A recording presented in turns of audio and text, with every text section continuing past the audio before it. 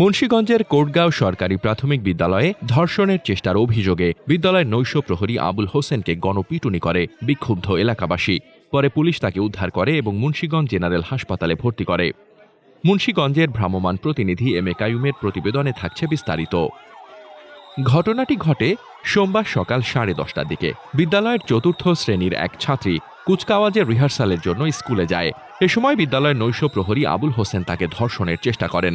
ঘটনাটি তার বড় ভাইয়ের কাছে জানায় ছাত্রী, যিনি পরবর্তীতে ঘটনাটি স্থানীয়দের কাছে তুলে ধরেন। 28 মার্চ মঙ্গলবার সকালে ঘটনাটি জানাজানি হলে বিক্ষুব্ধ এলাকাবাসী বিদ্যালয়ে ছুটে যায় এবং শ্রেণীকক্ষের ভেতর নৈশ প্রহরীকে আটকে গণপিটুনি দেয়। পরে পুলিশ খবর পেয়ে ঘটনাস্থলে পৌঁছে তাকে উদ্ধার করে। গুরুতর আহত অবস্থায় আবুল হোসেনকে মুন্সিগঞ্জ জেনারেল হাসপাতালে ভর্তি করা হয়। তবে হাসপাতালের সামনে বিক্ষুব্ধ এলাকাবাসী ও শিক্ষার্থীদের বিক্ষোভ শুরু হয়। তারা অভিযুক্তকে ঢাকায় চিকিৎসার জন্য নিয়ে যেতে বাধা দেয়। অপ্রীতিকর পরিস্থিতি এড়াতে পুলিশ ও সেনা সদস্যরা হাসপাতালে অবস্থান নেয়। মুন্সিগঞ্জ অতিরিক্ত পুলিশ সুপার হুমায়ুন কবির জানান, আমরা ঘটনাস্থলে পৌঁছে অভিযুক্তকে বিক্ষুব্ধ জনতার হাত থেকে উদ্ধার করেছি। ছাত্রীর পরিবারের পক্ষ থেকে লিখিত অভিযোগ দেওয়া হলে আমরা তদন্ত শুরু করব এবং প্রয়োজনীয় ব্যবস্থা নেওয়া হবে।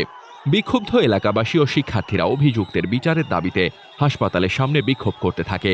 তারা দাবি করেন এ ধরনের অপরাধীদের কঠোর শাস্তি দেওয়া উচিত। ঘটনাস্থলের কাছের বাসিন্দারা বলেন, এ ধরনের অপরাধীদের পুরো সমাজ এবং আইন ব্যবস্থা কঠোরভাবে শাস্তি দিতে হবে। এটি শুধু একটি ব্যক্তির অপরাধ নয়, এটি সম্পূর্ণ সমাজের জন্য একটি আঘাত। স্থানীয় শিক্ষা প্রতিষ্ঠানের শিক্ষক ও শিক্ষার্থীরা ছাত্রীর প্রতি গভীর সহানুভূতি জানান এবং তার পূর্ণ সুরক্ষার দাবি জানান। এ ধরনের ঘটনা সমাজের জন্য অত্যন্ত গুরুতর এবং এটি সম্পূর্ণ দমন করার জন্য কঠোর আইনি ব্যবস্থা গ্রহণ করতে হবে। ছাত্র ছাত্রীদের নিরাপত্তা নিশ্চিত করার জন্য সকল বিদ্যালয়ে সুরক্ষা ব্যবস্থা বাড়ানো প্রয়োজন। মোহাম্মদ শামীম রেজা, দৈনিক খোলা চোখ। আপনার স্বপ্নের যাত্রা হোক ফ্লাই ইনফিনিটির সাথে।